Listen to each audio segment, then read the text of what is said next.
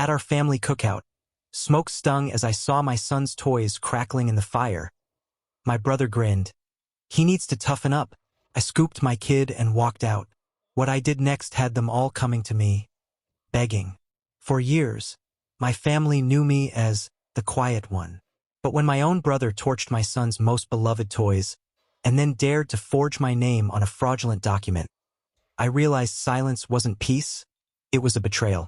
And that's when the quiet one finally decided to burn it all down. My name is Leo, and at 34, if you asked anyone in my family to describe me, they'd probably land on the quiet one. Not shy, not timid, just the one who doesn't feel the need to turn every family dinner into a theatrical production. Unlike the rest of them, I grew up in a loud house where whoever shouted loudest usually won. For a long time, I actually thought being calm was my superpower. That was until last weekend when I learned that same calm could also make you an easy target.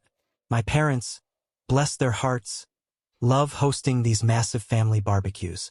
You know the type, 3 generations, barefoot kids screaming, and my mom convinced she needs to feed a small army. I usually go because my son, Finn, absolutely adores seeing his cousins. He's 5, curious, a little shy, and the kind of kid who carries his favorite action figures around like tiny, precious talismans. That morning, he'd packed them into his little backpack, proudly telling me they were going to watch him eat a hot dog. The moment we arrived, my older brother, Mark, was already holding court at the grill. Mark, the golden boy, always has been. Big personality, easy laugh, everyone's favorite. Growing up, if he broke something, it was a funny accident. If I broke it, I was careless. If he skipped school, he was testing boundaries. If I skipped, I was throwing my future away. You get the picture. Mark spotted us, grinned, and then his eyes flicked down to Finn. "Hey, little man," he boomed, crouching down. "Did you bring those baby toys again?" He pointed to Finn's backpack. Finn looked up at me, unsure if he was supposed to laugh. I put a reassuring hand on his shoulder, forcing a polite smile. "Yeah, he brings them everywhere," I said. Mark straightened up, a loud chuckle rumbling in his chest. "Gotta toughen this kid up before kindergarten eats him alive." The aunts and uncles around him tittered, like he'd just delivered a harmless joke. I managed a strained smile, but felt a familiar twist in my gut.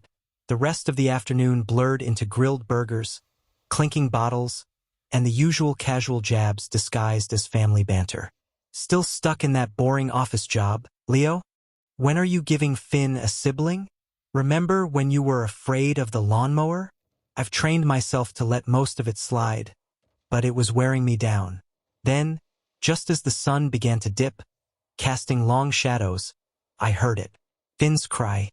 Not the tired, whiny kind, but the raw, panicked, heartbroken sound that makes every muscle in your body seize up. I sprinted towards the fire pit and froze. There, amidst the flickering flames, blackened and melting, were Finn's action figures, the very ones he'd been clutching all day. Finn stood there, hands outstretched, tears streaming down his face, as if his mind couldn't quite grasp the horror before him. And right next to him, grinning like this was all a big, hilarious joke, was Mark. "Relax," Mark said, holding up his hands, like I was overreacting. "Kids gotta learn the world isn't always nice. Better he cries here than at school." Something in me snapped. I didn't yell. I didn't throw a punch. I just scooped Finn up, grabbed our bag, and walked straight to my car. Not a single word escaped my lips. Behind me, I heard my mom calling my name, my dad muttering something about me being too sensitive, and Mark's mocking laughter. I drove home in a suffocating silence, Finn's little body hiccuping in the back seat, clutching the single toy that had been spared because it was in his pocket. When we finally got home, I knelt in front of him, gently wiped his face, and promised him we'd buy new toys tomorrow. He nodded, but his small frame was still shaking. That night, I lay in bed, staring at the ceiling, the scene replaying on an endless loop. The anger had settled into something heavier, colder. The next morning, as I was making Finn pancakes, a knock rattled the door. It was my dad. He didn't look angry, he looked worried. "Leo," he said, lowering his voice conspiratorially. I need to talk to you about Mark. It's serious. And that's when he told me something that made me put down the spatula, sit at the kitchen table, and truly listen for the first time in a very long time. Dad didn't waste any time. He came in, settled at the table like he owned the place, and folded his hands. Look, Leo, he began, using that voice he always reserved for when he thought he was being supremely reasonable.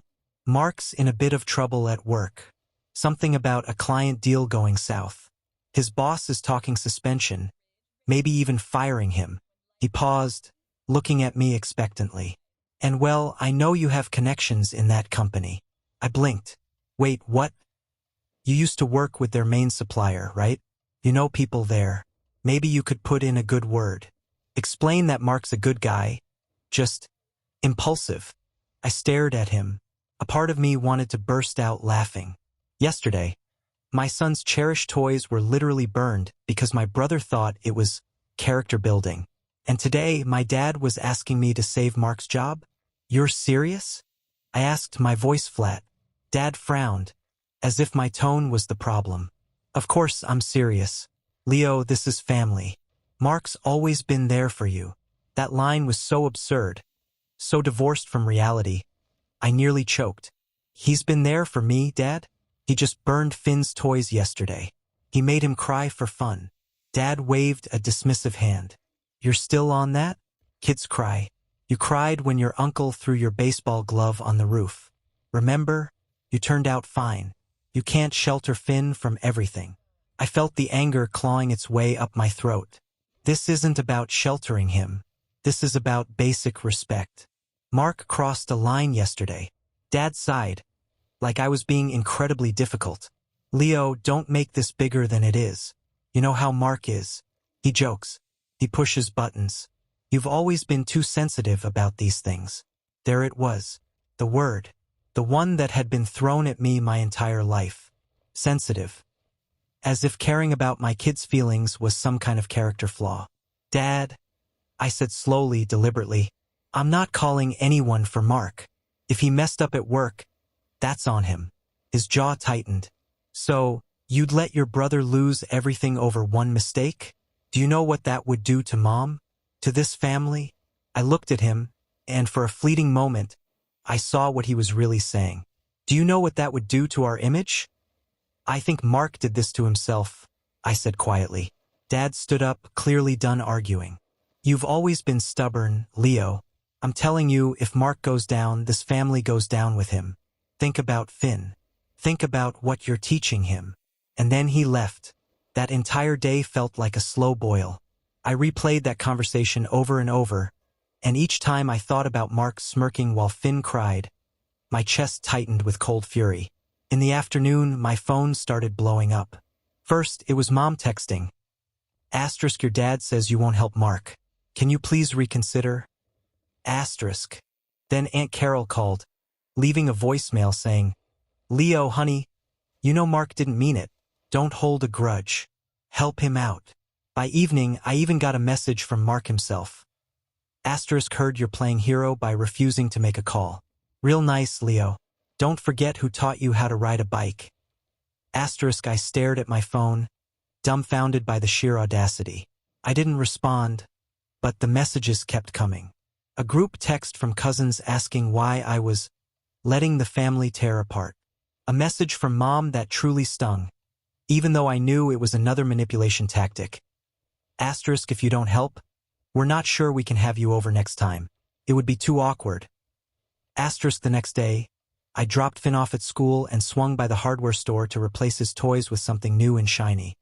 He lit up when I handed them to him that evening, but I could tell he was still hesitant, like he was scared they might disappear again. That broke something in me. A few nights later, Mom called. I almost didn't pick up, but I did. Leo, she started. Her voice steeped in that saccharine calm she used when she was about to lay on the guilt. Your father and I are very disappointed. Mark has a family to feed. You know, he was just teasing Finn. It's time to let this go and be the bigger person. I leaned against the counter and closed my eyes. Being the bigger person doesn't mean cleaning up Mark's messes every time he messes up. Do you think you're perfect?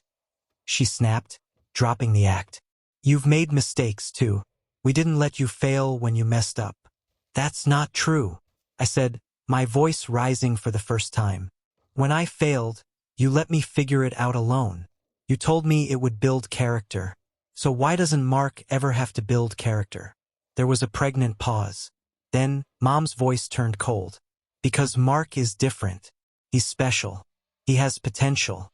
He just needs a little help getting back on track. Couldn't even respond. I just said, good night, and hung up. By the end of the week, it felt like a coordinated campaign was being run against me. Family members I hadn't heard from in months were calling. My uncle sent me a long Facebook message about forgiveness. My sister-in-law, Sarah, texted me a picture of Mark looking stressed with the caption, "He's suffering enough." It wasn't just pressure anymore. It was coordinated pressure. And the more they tried to guilt me, the calmer I felt. It was a strange kind of calm, like the eye of a storm. Then on Friday night, I got an email. It was from David, someone I knew at Mark's company. Subject line, "You might want to see this." When I opened it, my jaw dropped. The email wasn't long, but it was enough to make my stomach twist. Attached was a PDF of an internal report, an investigation summary from Mark's company. The words blurred as I scrolled through the first few pages, my pulse quickening. Fraudulent expense reports, unauthorized client discounts, using company funds for team events that didn't exist, and then I saw it. My name. Apparently, Mark had listed me as a consultant on a fake invoice for special project analysis, which had been billed at several $1,000s. I had never done any consulting for them, never even spoken to Mark's company except in passing. Yet, there it was in black and white, my name on a fraudulent invoice he'd submitted. I sat back in my chair, feeling the kind of quiet anger that doesn't let you move right away. It wasn't just that Mark had used me to cover his tracks.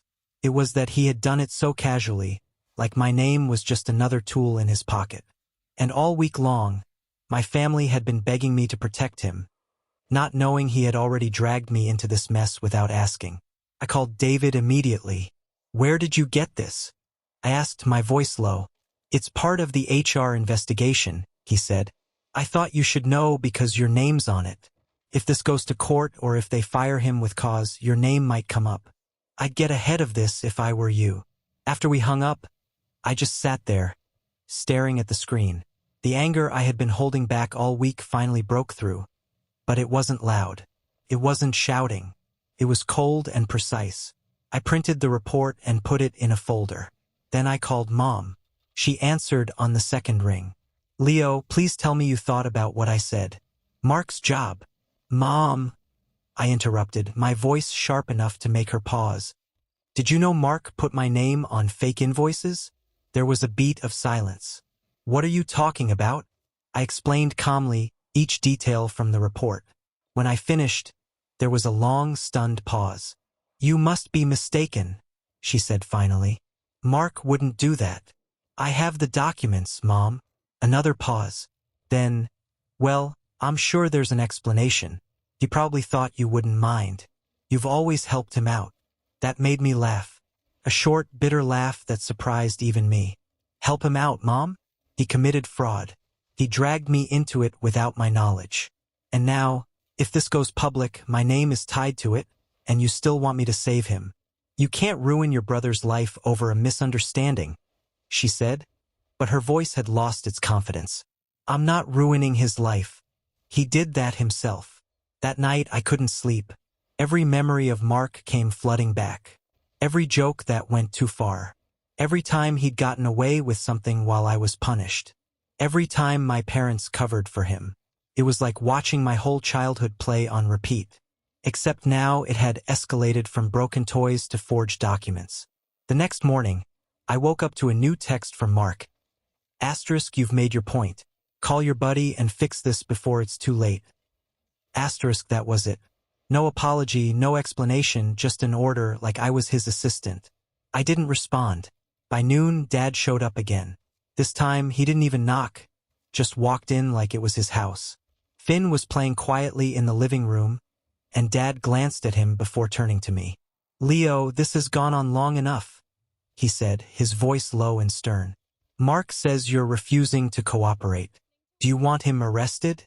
Do you want to see your own brother in court? Did he tell you he used my name on fake invoices?" I asked. Dad's expression didn't even flicker. "Yes, and he said he would fix it if you just made a call." "Fix it? He committed fraud, Dad. And you want me to clean it up for him?" "He's family," Dad said, like that explained everything. "You don't turn your back on family." I stared at him, but he turned his back on me, on Finn, on all of us. "And you keep protecting him." For a moment, Dad just looked at me, his jaw tight. Then he said, "If you do this for him, Leo, I promise you we'll make it right. Mark will apologize. We'll put this behind us." I shook my head. "No, not this time." Dad's face hardened. "Then don't come crying to us when you're on your own. You're making a mistake you can't take back." He left without saying goodbye to Finn. That night, I sat at the kitchen table with the report spread out in front of me. I wasn't just angry anymore. I felt betrayed. Betrayed by Mark for dragging me into this. Betrayed by my parents for defending him no matter what. Betrayed by a family that only seemed to remember I existed when they needed something from me. Finn padded into the kitchen in his pajamas and climbed onto my lap. "Daddy," he asked softly, "are you mad?" I hugged him tight. "Not at you, buddy." He looked at the papers on the table. "Are those the bad man's papers?" I froze. "What bad man?" "The one who burned my toys." Something inside me settled then, like puzzle pieces clicking into place. This wasn't just about Mark anymore. It was about what Finn was learning by watching me. I folded the report and put it away. The next morning, I made a call, not to save Mark, but to set up a meeting with my lawyer friend, Maya, who could make sure my name was cleared completely. If Mark wanted me involved, then I was going to be involved on my terms. And that's when the plan started forming in my head. When you hit rock bottom, it doesn't always happen with a bang. Sometimes it's just a slow, heavy sinking until you realize you can't go any lower. That week felt like quicksand. The morning after I made the call to clear my name, I woke up to a family group chat explosion. Over 20 messages overnight, screenshots from cousins, side comments, even a few guilt-ridden voice notes from my mom. "Leo, we need to talk about this before it's too late. Your father is furious. Mark is losing sleep over this. Are you really okay with your own brother being humiliated?" There were even a few thinly veiled threats. "You're making it very hard for this family to trust you. If this gets out, the neighbors will never look at us the same way." I muted the chat and went about my morning. Finn was sitting at the kitchen table, swinging his legs as he ate cereal. He looked up at me with that quiet, watchful look kids get when they know something's wrong but don't know how to ask. "Can we go to the park after school?" he asked carefully. "Of course," I said. When I dropped him off, Aunt Carol was standing near the entrance with her grandson. She spotted me immediately and beelined over. "Leo," she said, putting on that smile that isn't really a smile, "we're all very worried about you. Mark is family. We forgive you for overreacting, but it's time to come back to the table. You're hurting everyone by holding this grudge." I just nodded and said, "Have a nice day," before walking back to my car. But inside, I felt like screaming. That evening, I got another knock on the door. This time, it was my sister-in-law, Sarah, Mark's wife. She didn't wait to be invited in. "Leo," she said, setting her purse down on the counter like she owned the place, "I'm here as a peacemaker. You need to think about the bigger picture. Mark could lose his job. Do you know what that would do to our mortgage? Our kids?" I took a deep breath. "Do you know what it would do to me if I let him keep using my name to cover his fraud? He's not just risking his job, he's risking my future." She crossed her arms. "You always make everything about you. You're punishing Mark for being the favorite growing up. And now you're using this as an excuse to get even.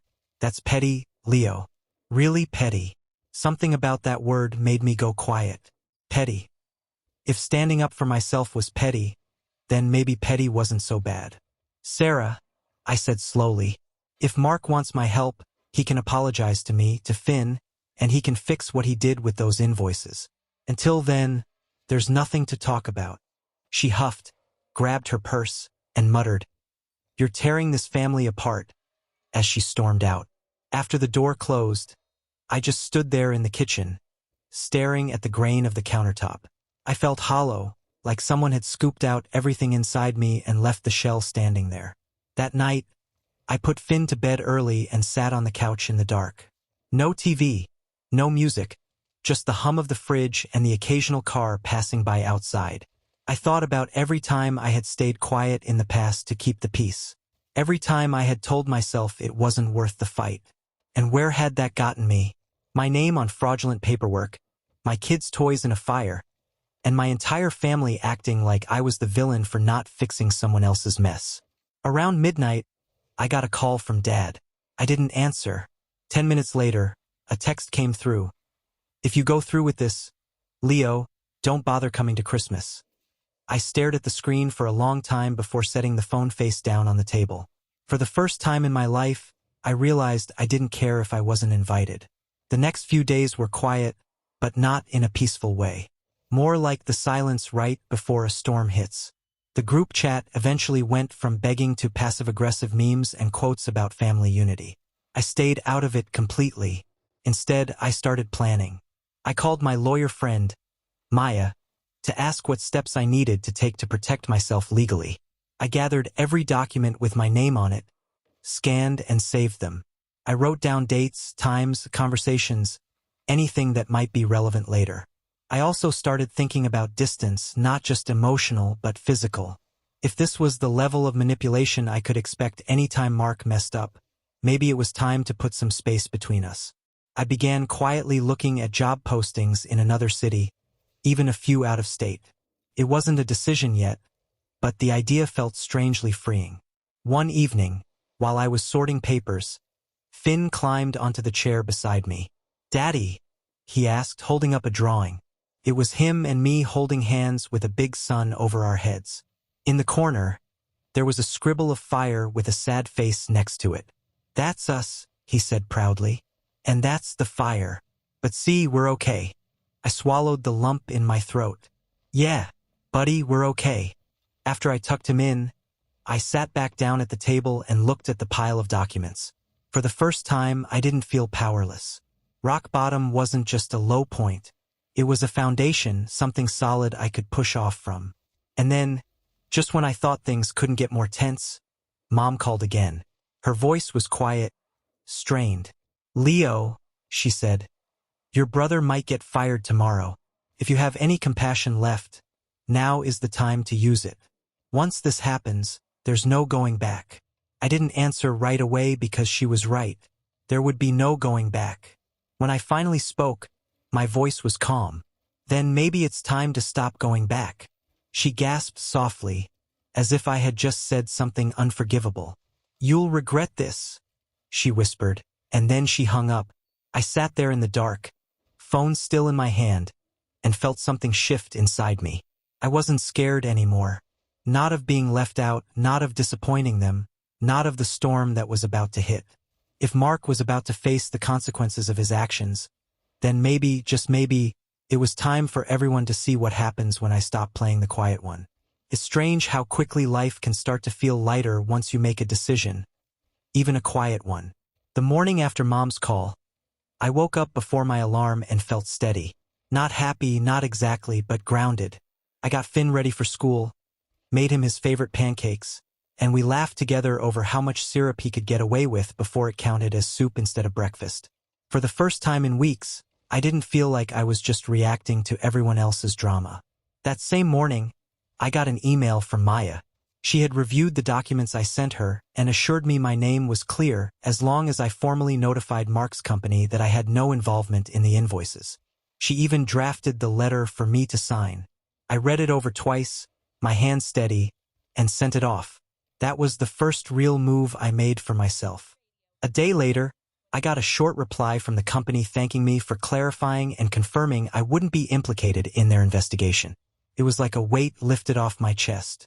I hadn't realized how much I was bracing for impact until that moment. With that taken care of, I focused on Finn and on myself. I started running again in the mornings after dropping him off at school. Just a short jog around the block, but it felt good. I dusted off some old projects I'd shelved years ago, like the woodworking kit I'd bought and never touched. On the weekends, Finn and I started going to the park, the library, even little day trips to the zoo. Every time we did something just for us, I felt that hollow space in me filling up. Meanwhile, the family group chat grew quieter. Maybe they had finally realized their guilt trips weren't working. Or maybe they were waiting for me to come crawling back. Then, about a week later, I got a call from Mark's company. Not HR this time, but Ms. Chun, the head of operations. She wanted to thank me personally for cooperating and for clearing things up. She even mentioned that she'd been impressed by the professionalism of my letter and asked if I was looking for consulting work. I almost laughed.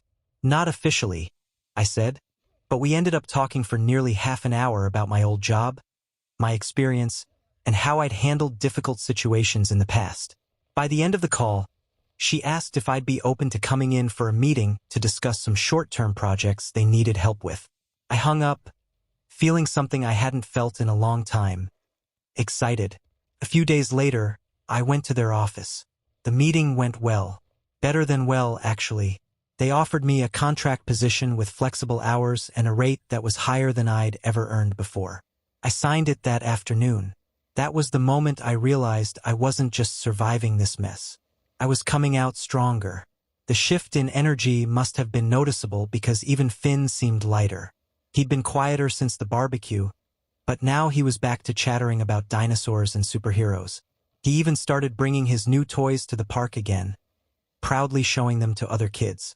Then the calls from my parents started up again, but this time they sounded different. "Leo," Mom said one evening, "your father and I are worried. Mark's been really down since the hearing at work. They haven't fired him yet, but they put him on unpaid leave. We're trying to keep his spirits up." I listened, nodding, even though she couldn't see me. "I hope he learned something from this," I said simply. There was a pause. "You're not going to help him, are you?" "No," I said, calm as ever. She sighed. "I thought so," but instead of sounding angry, she just sounded tired. I hung up and sat back, thinking about how different I felt. A month ago, a call like that would have sent me spiraling, second-guessing myself, wondering if I was being too harsh. Now I just felt sure. The next big shift came on a random Thursday afternoon. I was at the park with Finn when I got a call from Mr. Henderson, one of Mark's old clients, someone I'd known professionally for years. "Leo," he said, "I heard you might be doing consulting now. We're looking for someone to handle a big contract review. You came to mind immediately." We met the next day, and by the end of the meeting, I had secured my second client. Just like that, I wasn't just busier than I'd been in years, but on my own terms. And the best part, every success I had was mine. Not because of Mark, not because of my parents, just me. I started to notice how the family dynamic was shifting. A cousin messaged me privately to say he thought I was doing the right thing, that Mark had gotten away with too much for too long. An aunt quietly liked one of my posts about my new work.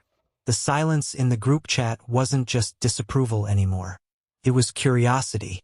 By the second month of my contract, I had built enough income to start seriously considering moving. I began looking at houses in a quieter neighborhood where Finn could have a yard to play in without me worrying about family dropping by. One evening, after a long but satisfying day of work, I was sitting on the porch watching Finn chase fireflies when my phone buzzed. It was a message from Mark. *, congrats on your new gig. Must be nice to profit off my misery. *, I stared at the screen for a long time before typing back. No, Mark, it's nice to profit off my own work. Then I set the phone down and went back to watching Finn laugh under the fading sky. It was in that moment that I realized the balance had shifted. For the first time, I wasn't the one on the defensive. I wasn't just reacting. I was choosing what happened next. And maybe, just maybe, it was time to stop simply protecting myself and start holding Mark accountable in a way that would make sure he never dragged me or Finn through something like this again. Because rising wasn't enough anymore. It was time to make sure no one ever tried to bury me again. Momentum has a way of building on itself. Once I stopped trying to please everyone, Opportunities started opening like doors in a hallway I hadn't realized I was standing in. The consulting contract with Mark's company led to another project and then another. Within a few weeks, I was invited to sit in on their quarterly review as an independent advisor. Walking into that meeting felt surreal. I wasn't just a bystander anymore. I was a professional voice in the room, someone they were paying to listen to. And as fate would have it, Mark's department was one of the key topics on the agenda. I sat quietly as Ms. Chun, the head of HR, laid out their findings. Multiple policy violations, falsified documents, client complaints, and misuse of company funds. The leadership team discussed next steps, which included termination pending legal review. Then someone asked if they should bring in outside counsel, since one of the fraudulent invoices included a third-party name, mine. Ms. Chun turned to me. "Leo already cleared this up," she said. "We have his statement on file and it's airtight. He's not involved. If anything, he's been helpful in making sure we understand the scope of what happened." Everyone nodded. In that moment, I realized two things. One, I was fully in the clear. And two, I was sitting in a position where I could influence what happened next. Not by lying or manipulating, but simply by telling the truth clearly, calmly, and in front of the right people. After the meeting, Ms. Chun pulled me aside. "Off the record," she said. "Mark is lucky this isn't a criminal referral yet. If you hadn't clarified your position, we'd have had to escalate it to legal authorities. You saved yourself a massive headache." I nodded, feeling the weight of what could have been. "What happens now?" "We'll finish the internal process and likely cut ties. If he's smart, he'll resign before that happens." That night, as I sat on the porch watching Finn play, I realized I was holding a kind of power I'd never had before. Not over Mark's life exactly, but over how this story was going to end. A week later, I got another message from Mark. This one longer than the last. Asterisk, "You've really done it this time. They're about to fire me. If you had just made one phone call, none of this would have happened. Do you get some kind of sick satisfaction out of watching me lose everything?" Asterisk, I didn't respond right away. Instead, I went back inside, opened my laptop, and started writing. Not to Mark, to myself. I wrote down every incident I could remember of Mark's behavior over the years. The times he humiliated me at family gatherings, the times he made me take the blame for things he did, the countless jokes at my expense, the years of my parents excusing him while holding me to a higher standard. It wasn't for revenge yet. Not exactly. It was so I could see the whole picture. When I finished, I sat back and read through the pages. For the first time, I didn't feel like the quiet, overlooked kid anymore. I felt like someone who had been keeping receipts his entire life and now finally had a reason to use them. Then something unexpected happened. One of my cousins, the same one who had messaged me privately weeks ago, sent me a link. It was to a local business forum where Mark's name had been mentioned. He had been trying to start a side business on the sly using family connections to get investors. But the thread was full of comments from people saying they'd been burned by him, that he had taken deposits and never delivered. I scrolled through the posts, each one a little worse than the last. Angry customers, former partners, even an employee or two who claimed he still owed them money. This was bigger than I realized. I called my cousin. "Where did you get this?" "Heard about it through a friend," he said. "Figured you'd want to know. Looks like Mark's been in deeper trouble than anyone's admitting." After we hung up, I sat back in my chair thinking, this wasn't just a family problem anymore. Mark was burning bridges everywhere, and eventually someone was going to hold him accountable. Maybe in a way none of US could protect him from. I spent the next few days quietly gathering information.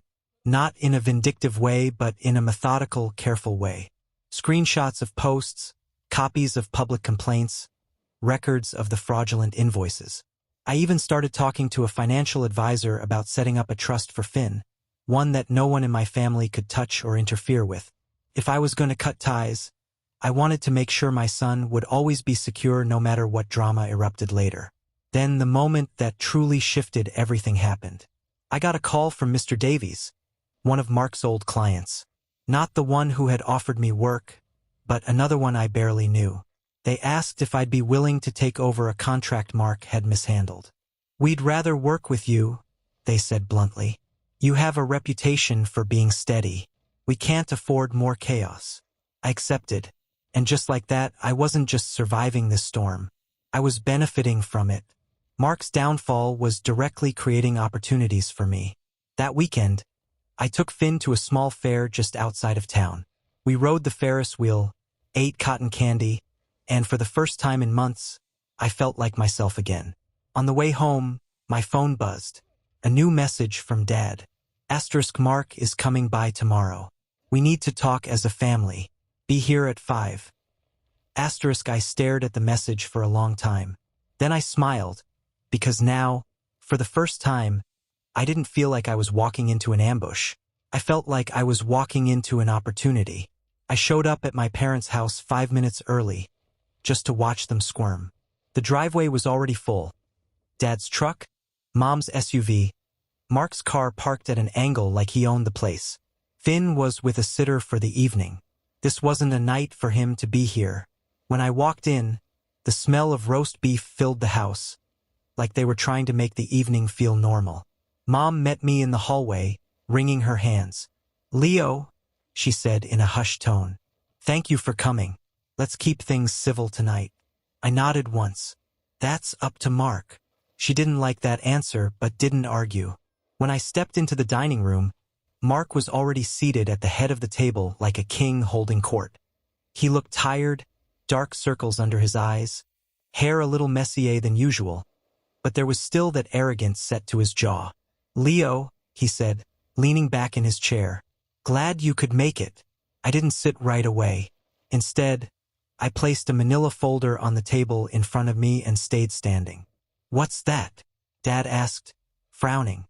"Documentation," I said simply. "Before we talk about anything, I want to be very clear about where I stand." Mark smirked like this was all a performance for my benefit. "Go on, little brother. Let's hear it." I opened the folder and slid the first document across the table. A copy of the signed letter I'd sent to his company clearing my name. "First," I said, "I'm officially no longer associated with your investigation at work. They have my statement on file, and they know I had no part in what you did." Mark's smirk faltered. "Second," I pulled out a stack of printed complaints from the business forum and laid them down one by one. "I know about your side business. I know about the money you took, the people you left hanging. These are all public posts. Mark, if you try to drag my name through the mud again, I won't have to say a word. I'll just let your customers do it for me." He leaned forward, face darkening. "Are you threatening me?" "No," I said calmly, meeting his gaze. "I'm promising you that I won't let you take me down with you ever again." For a moment, the only sound in the room was the quiet clinking of Mom nervously rearranging silverware. Dad cleared his throat. "Leo, this isn't necessary." "It is," I cut in. My voice was steady, not loud, but it stopped him cold. "4 years. I've watched you all excuse Mark's behavior. I've let it slide when he humiliated me, when he sabotaged me, when he hurt Finn. I stayed quiet to keep the peace. That ends tonight." I reached into the folder one last time and pulled out a copy of the trust paperwork I had drafted for Finn. "This is for my son. His future is now legally separate from this family. No one here has access to his education fund. No one can claim it or borrow against it. We are done being collateral damage for Mark's mistakes." Mom's face crumpled, but she didn't speak. Mark finally pushed back his chair and stood. "So what? You're just cutting ties, acting like you're better than us." I took a deep breath. "No, Mark. I'm acting like someone who's done being your safety net. If you want to fix things with me, with this family, you start by fixing what you broke. Your job, your business, your integrity. Until then, don't call me. Don't text me. Don't involve me." For the first time all evening, Mark didn't have a comeback. I gathered the documents back into the folder, tucked them under my arm, and turned to leave. But just as I reached the doorway, I paused and looked back at him. "You burned Finn's toys to toughen him up," I said quietly. "Congratulations, Mark. You did the same thing to me, and now you get to see what happens when I stop playing nice." Then I walked out, leaving the room in stunned silence. The cool night air hit me as I stepped outside, and I felt lighter than I had in years. I didn't yell. I didn't slam the door. But I knew they'd be sitting in that dining room for a long time, staring at each other, wondering when or if I'd ever come back. And maybe that was the best revenge of all. Not vengeance, but freedom. But as I drove home, something unexpected happened. My phone buzzed with a new message. It was from Mr. Henderson, one of Mark's former clients, the one who had first warned me about the invoices. Asterisk, we just heard Mark is trying to start over somewhere else. The message read, "Do you want to know where?" Asterisk, I stared at the screen, my fingers hovering over the reply button, because maybe I wasn't finished just yet. I didn't reply to that message right away. I sat on it for a night, turning it over in my mind. Part of me felt like I'd already said everything that needed saying. I'd drawn the line, reclaimed my name, and walked away. But the other part, the part that had watched Finn cry at that barbecue, the part that had spent years biting my tongue, knew this wasn't just about me anymore. The next morning, I sent a simple reply. Yes, tell me where. What I got back made my eyebrows go up. Mark hadn't just tried to start over. He had applied for a job at another company in the same industry, one that handled sensitive client accounts. And according to my contact, he had conveniently left out his suspension and ongoing investigation on the application. I didn't need revenge for revenge's sake. But if someone else was about to put their trust and their money in Mark's hands, they deserved to know what they were signing up for. So I gathered everything. The report clearing my name, the public complaints, the documentation I had. I sent a calm, factual email to Mr. Thompson, the hiring manager at that company.